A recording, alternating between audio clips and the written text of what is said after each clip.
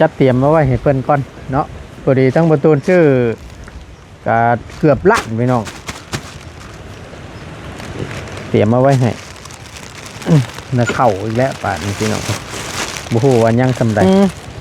เอามาแม่มาเอาน้ำกันได้ไหมเฮ้ยมันลงบ่ได้นี่คิดว่าไอ้ไม่อยากลงป้าโตเว้าไปละบาทนี่เอาไปตัวนี้ตัวตามตัวนี้ตัวนี้นั่นแหละ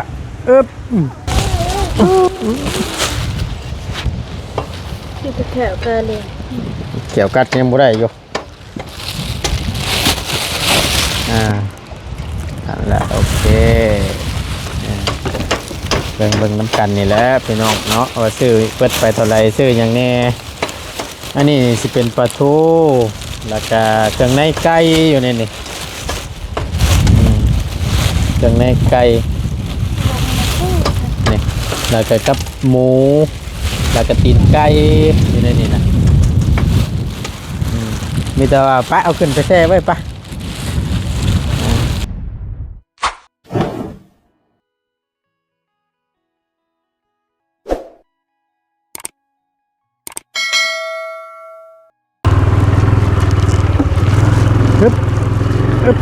โอ้ยเฮ้ยโอ้ย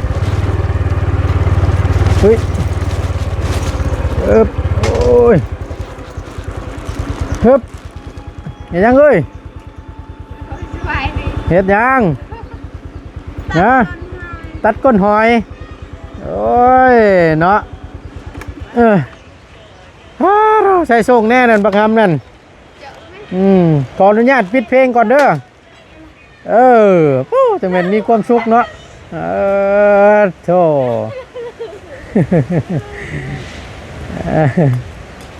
เอาใส่ส่งให้พวกเราเพื่อนแน่เนาะมันหนาวยังแก้ส่งอยู่เห็นว่าก็ได้ว่าตีเย็นจ่อยอยู่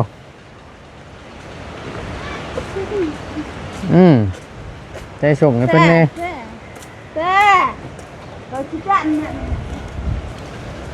พอดีทั้งประตูได้ชื่อกับเข่าพี่น้องเลยพวกเต็มการรถประตูอยู่จัดเตรียมมาไว้ให้เพื่อนก่อนเนาะพอดีทั้งประตูชื่อ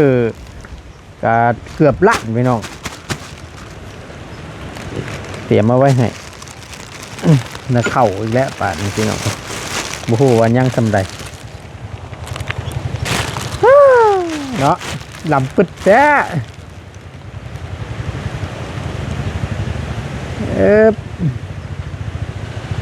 ไอ้ชื่อว่าไม่ได้ปะ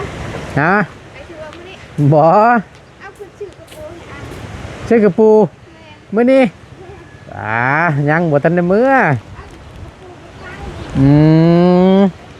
เอามาแม่มาเอาน้ำกันได้ไหมเฮ้ยมันลงบ่ได้นี่คิดว่าไอ้ไม่อยากลงป้าโตเว้าไปละบาทนี่เอาไปตัวนี้ตัวตามตัวนี้ตัวนี้นั่นแหละ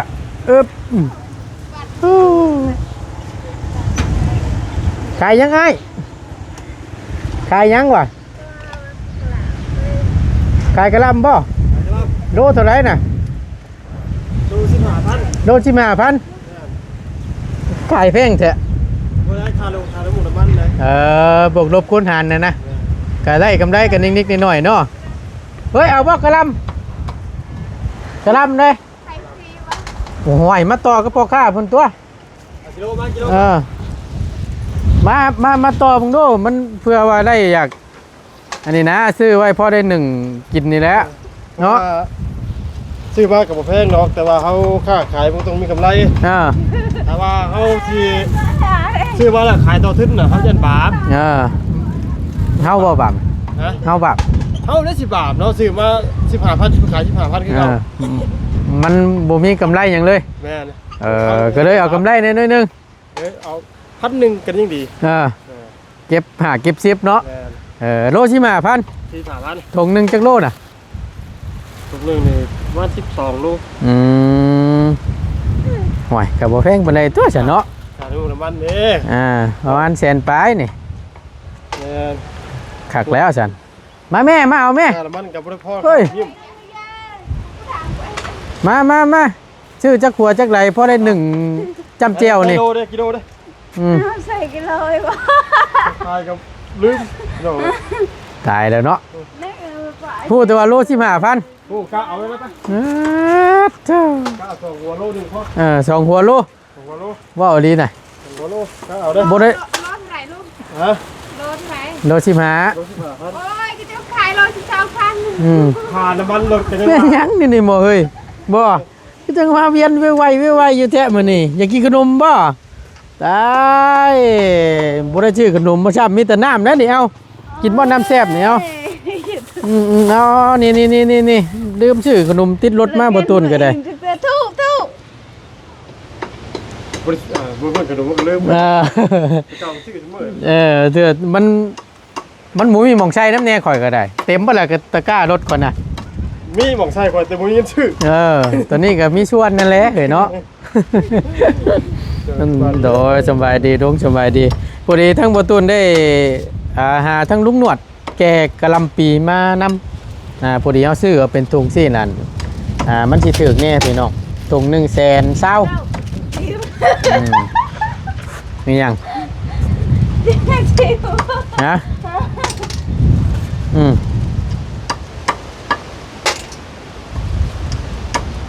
เจ้าหน้าก็ให้อีกได้น่ะเถิงเด้อแซ่บบ่แซ่บบ่ชอดบ่ปากปานนี่นี่กินน้ำแซ่บเนาะเอากิน เอาเทียมเลยแต่ตั้งนู้น นะพี่น้องเนาะกราบทักทายสบายดีและสวัสดีกันตอนยามสวยๆเด้อพี่น้องเด้อพบเจอกันเนาะในคลิปวันนี้ผู้ดีทั้งประตูนก็ได้จัดเตรียมกับข้าวมาไว้ให้เพิ่นผู้ดีว่าเนาะช่างลมแท้เฮ้ยลมแท้นี่เดี๋ยวกับข้าวกับน้ำกันกะได้สิเบิดแล้วล่ะทั้งประตูนก็เลยจัดแจงมาไว้ให้แบบอย่างต่อเนื่องนั่นแหละพี่น้องเนาะ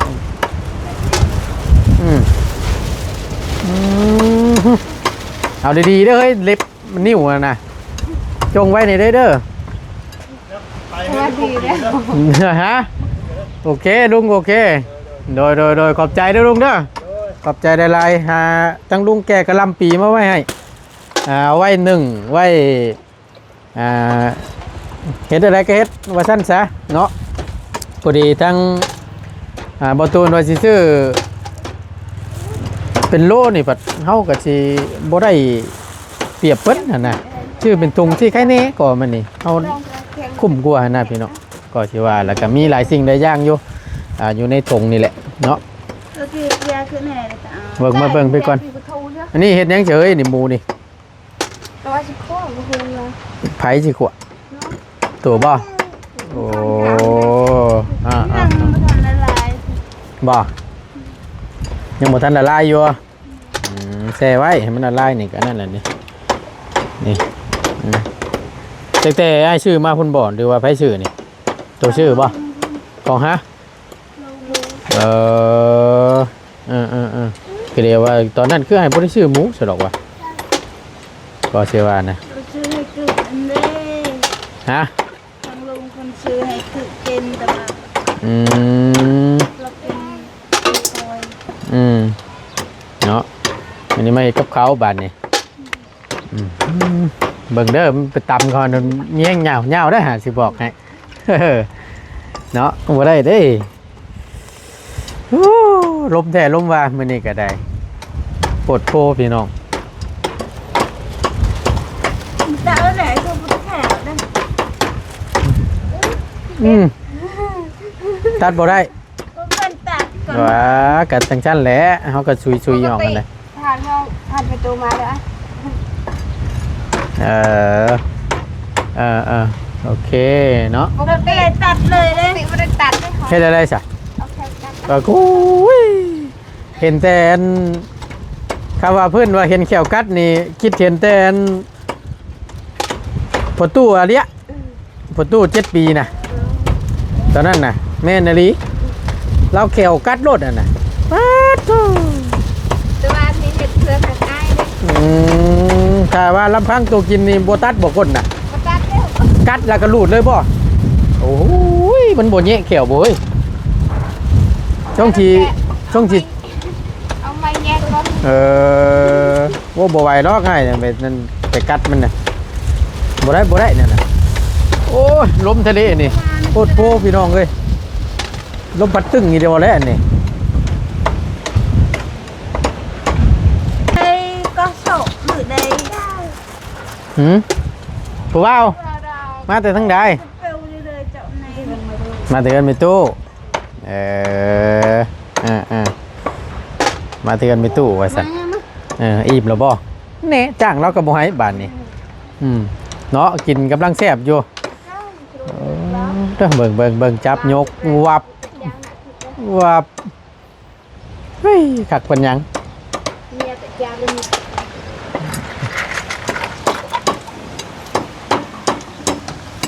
แช่ไว้คืนหนึง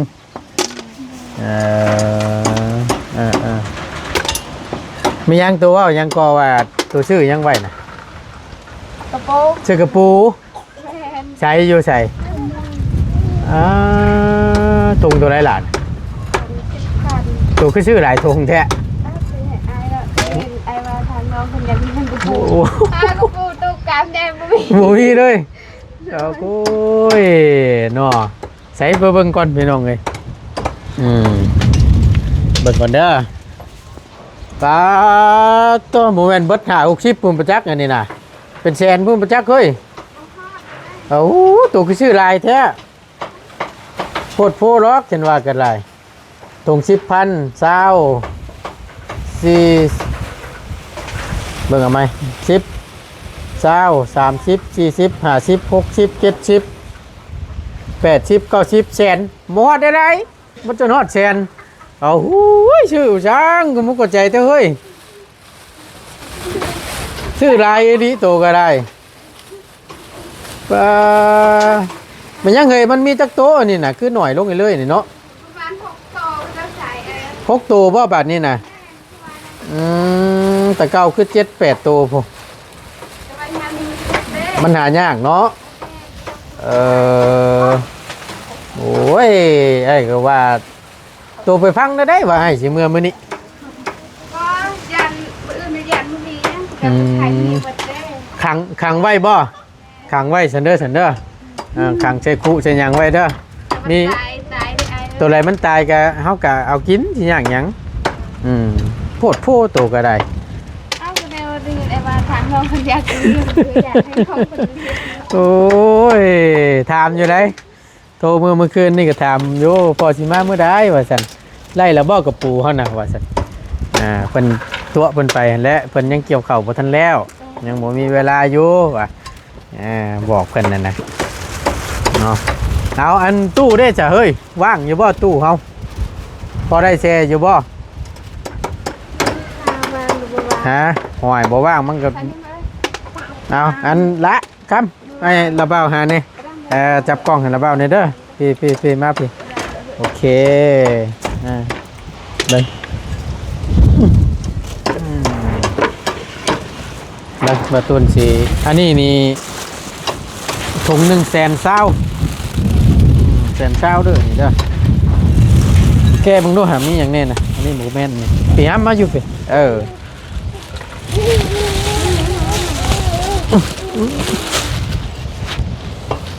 cái thợ cơ liền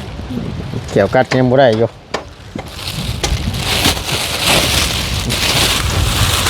mặt trên này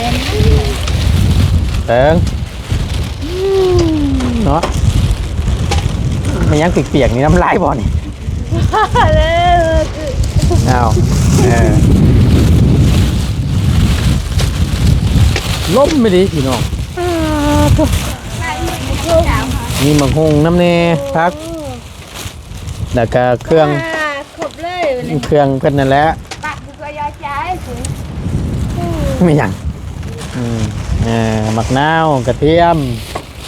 นี่แหละหมักพริกน้ำเนสุดเครื่องคั่วนั่นแหละพริก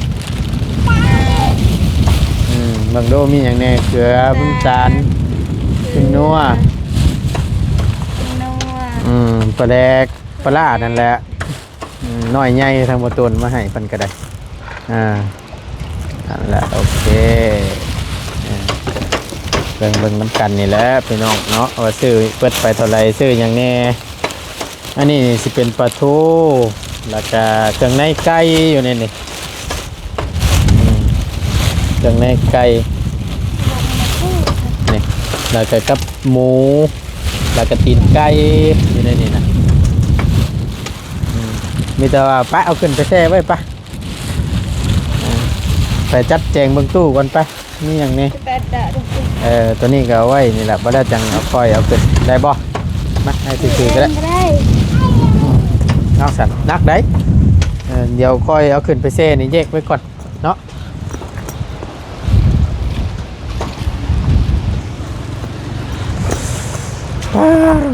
ลมมาดีพี่น้อง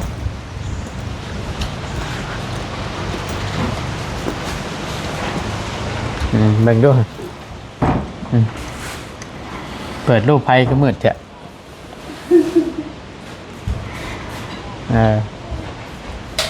โอเคไพ่นอนอยู่นะตัวบอกคำนอนแล้วก็เก็บน้ำเลยเบิ่งดูมีปลานี่กันย่างเนาะโอเค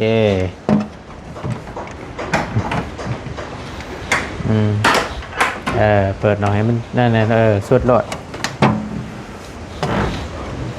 มีแต่ว่าตัวเก้านี่เอาออกมาไว้เอาลงไว้ลุ่มโอเควัดหัวมากระต่ายไก่นี่ก็ได้แข่งคักกระดิ่งคักจะแบบแช่น้ำในโดนเลยแล้วเอาจัดแจงใช่ไหมมีเครื่องในนะเครื่องในนั่นอันตัวลุ่มนี่มันยังจะตัวลุ่มปลาคือกันบ่อ๋อโอเคใส่รถจัดเบิ้งจัดใส่เบิ้งนั่นแหละเฮ็ดแห้งไว้ก็ได้เด้อตัวใดตัวกล้าว่าสิไว้ใส่ไว้กินตัวออกไว้นอกก็ได้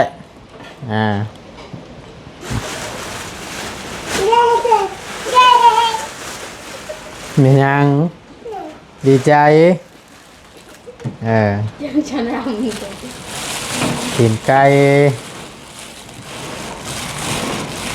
ได้บ่หมูสิได้แซ่อยู่บ่หมู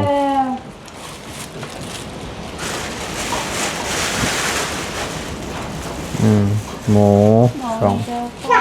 2 โลได้บ่โลหนึ่ง90มัน2 โลไปพอดี2 เซนโอเคนั่นแหละพวกพักพวกอันนั้นน่ะมักเล่นมากนาวเดี๋ยวพักหญ้าเฮาก็ไว้ในตู้นี่เด้อพักบวบมันพักบวบบ่ซั่นพักกันว่าอันนั้นน่ะเอาไว้ในกระโถตัวนี้พวกพักกระลำบางอย่างแล้วก็แบ่งๆมาซ่อมออกใบมันน่ะก็มาไว้อยู่นี้พวกไก่พวกอย่างไว้นี่ก็ได้นี่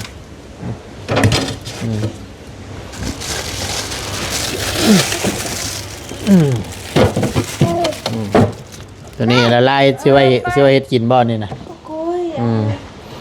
ปิดโอ้ยเนาะยิ้มไปเปื่อยอยู่โอ้ยมาหัวรอหน้ากันอยู่บ้านนี่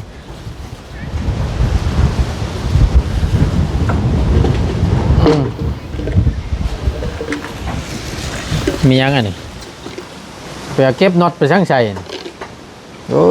ยพูดแล้วนี่ไปลงกืนกินเนี่ยพอแห้งน็อตสิลงคอเพิ่นน็อตให้พี่น้อง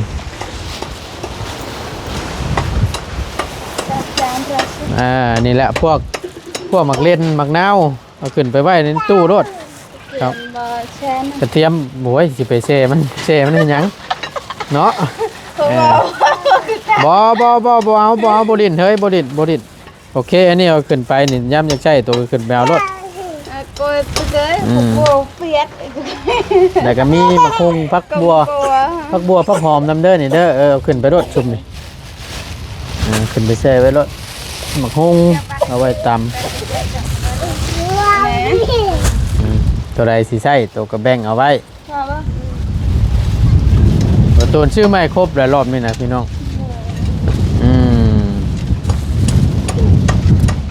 เตรียมเอาไว้เพื่อนอีกทิ้งนัวเกลือน้ำตาลยังอันนี้ขนอผงรสหมูเนาะแล้วก็น้ำปลาเด็กปลาหมักพริกแล้วก็น้ำปลาจะเตรียมไว้ให้เพื่อนเอาใส่ถุงนี่แหละได้สั่งไว้มันก็ใกล้สิเบิดแล้วล่ะบ่ต้นก็ได้ซื้อมาไว้ให้เลยตัวนี้ก็คือว่าแหละบ่ได้จะช่อมเด้อช่อมออกตัวใบมันแก่ๆนะแล้วก็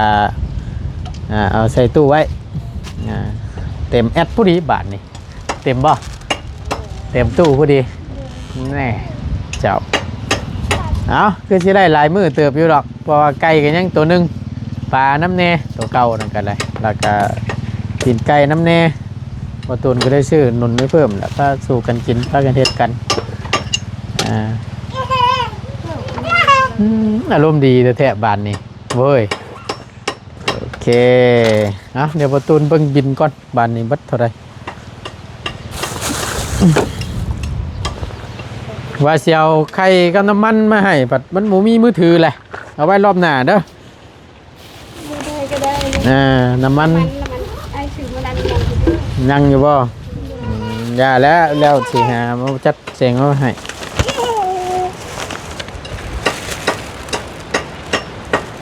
นี่พี่น้องเปิดไปอยู่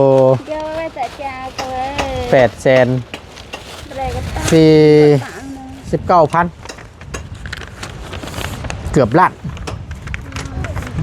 นี่ดิเบิ่งกว่าคือบูจักตายคักคือมีแต่คือบูจักมีกระลำตีนไก่ชิ้นหมูพวกเกี่ยวกับพวกนี้แหละพี่น้องเนาะทั้งบตุนก็ได้ลงอยู่ในบินนี้ซื้อบัตรเท่าไรบตุนเสียใบบินเพียงสิ้นแหละเนาะพอได้เฮาไล่คิดเห็นเฉลยหูนี่อันนี้ประเภทเรื่องกินอันนี้นะเนาะดีใจยาเพิ่นล็อกยามันแล้วให้ได้ซะเด็กน้อยมันดึงแหละเคยได้กินน้ำแหละปล่อยเพิ่นโลดยาเพิ่นล็อกไปแล้วพากันเฮ็ดเด้อบ่ได้เด้อจัดแจงเบิ่งชุมเจ้าอยากแนวใดพากันเฮ็ดกินโลดสู้กันกินนั่นแหละบัดทุกคู่ทุกคนนั่นแหละแล้วไอ้จัดแจงไว้ให้มื้อแม่นยังบ่ตุนลืมเบิ่งข้าวซ้ำเมื่อกี้นี่บ่ยังเดือดหลายเติบบ่ได้ว่าประมาณบ่ได้ไปใส่ฮะบ่พอได้มาอยู่บ่แต่งอะไรได้อ้ายใช้อยู่ใช้เบิ่งขึ้นเบิ่งใหม่ก่อนว่าแล้วก็ลืมเบิ่งได้หลายคือนี่น่ะลืมเบิ่ง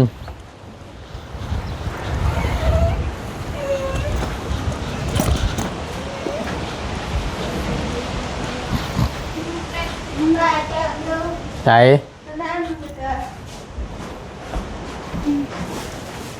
นี่บ่ยังเดือจุกนี่จุกนี่น้ำยังเดือซ้ำนะพอได้มายุบแรงนี่เนาะเบิดเข่ากับเบิดพอดีพี่น้องเลยอันนี้เข่ายังจะนี่เขาเป็นเขาปลูกบ่อนี่นะโอ้เขาปลูกเตรียมไว้อันนั้นบื้นโมว่าบื้นว่าสันพี่นาพี่น้องใช่เนาะบอกอยู่ให้บอกนื่นๆเด้อว่ะเอาเดี๋ยวชีจัดชันให้พอดีได้ง่ายก็จะได้ออกไปพุ่นละมองกันที่เคยสั่งห้านให้แล้วหันละโอเค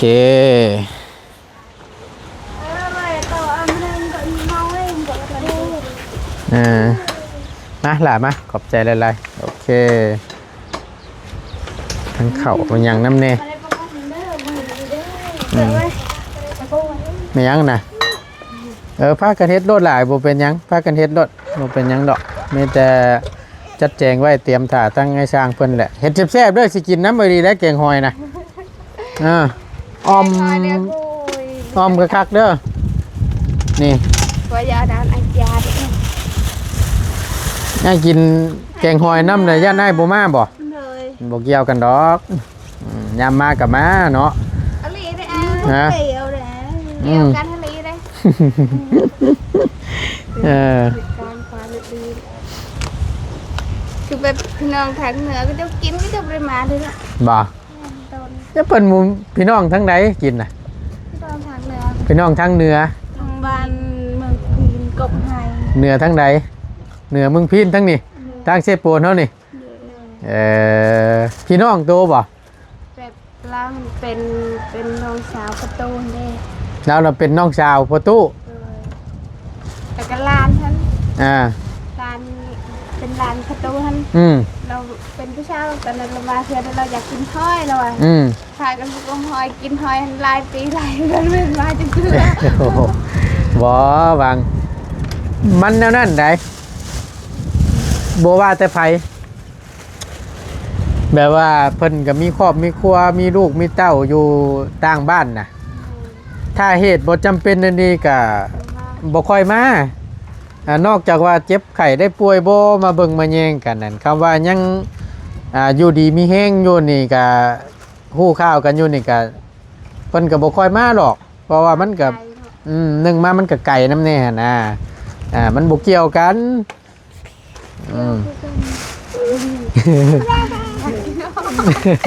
เอาง่ายคือกันนั่นแหละแม่นบ่ล่ะก็มีเหตุจำเป็นมากกับมาบางเทื่อเนาะก็นี่แหละชอบไว้ในนั่นอะไรอันนี้ก็หมูตัวกินบ่เกยนั่นแหละเอาไว้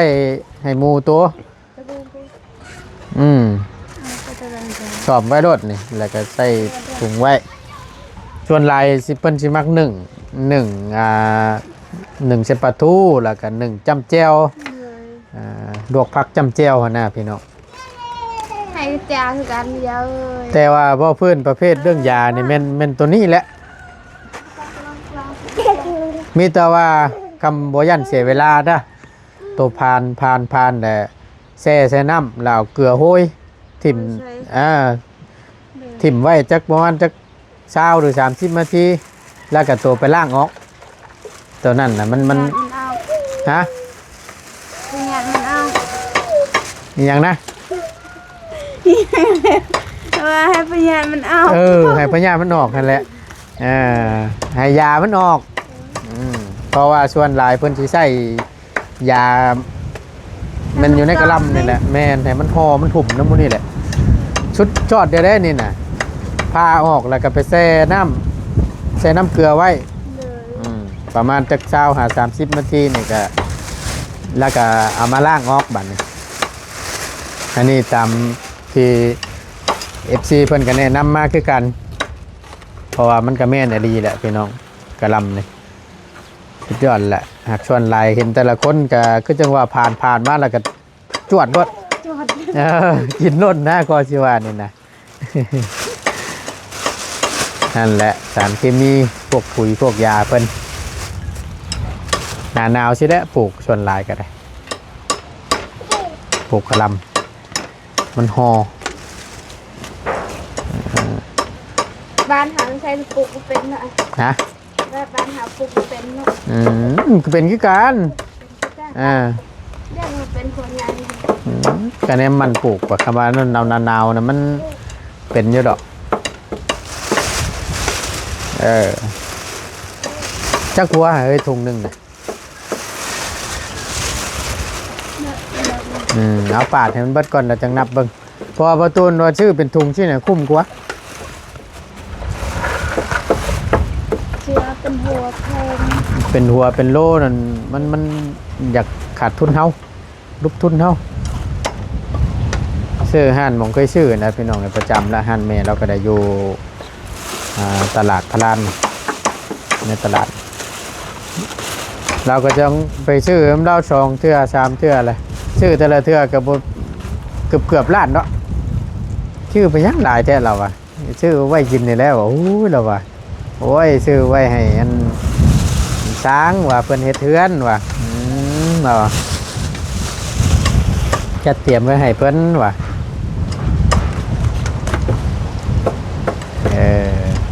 นั่นแหละ ตอนไปเดินจะถามไปเดินเนี่ยเป็นพี่น้องจังเหรอเป็นไปเดาบางทีเพื่อทางชาย3 คนหนึ่งเราคนในตลาดนี่ถาม ใคร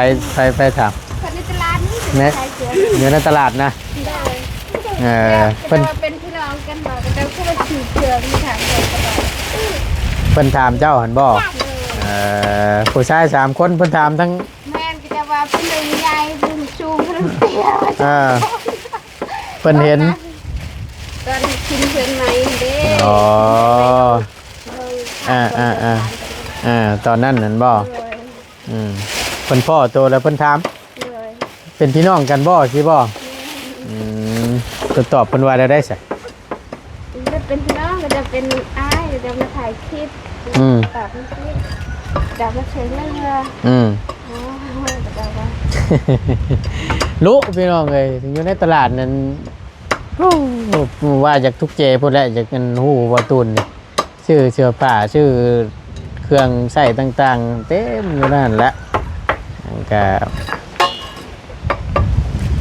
ไปสิได้ก็มีแต่เอิ้นชื่อซอยนี่อยู่โอ้ยชื่อเด้อเนาะก็เจ้าเห็นใจอัน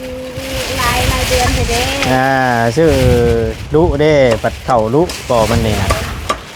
เด็ดโอ้ยว่ะบางเทื่อกับบ่มีเงินได้ไม่ใหญ่เอ้ยว่ะอันนี้ลายหัวได้พี่น้องโอ้ยสังลมเด่น